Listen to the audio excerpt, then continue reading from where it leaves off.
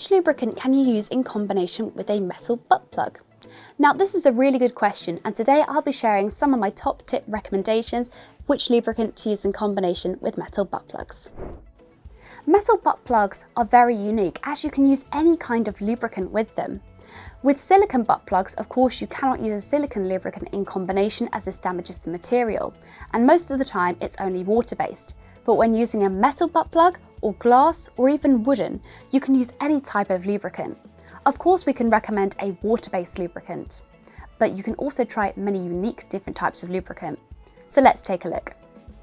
So you can try a silicone lubricant, which is smoother and lasts a little bit longer as well. You can also use an anal-based lubricant, which is slightly thicker than a water-based lubricant, and it's very smooth and long-lasting as well.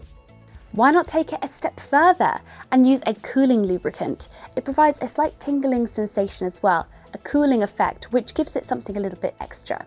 You could also try the opposite and try a warming lubricant, providing a warmer sensation during use as well. Both are water-based and are safe to use with metal butt plugs.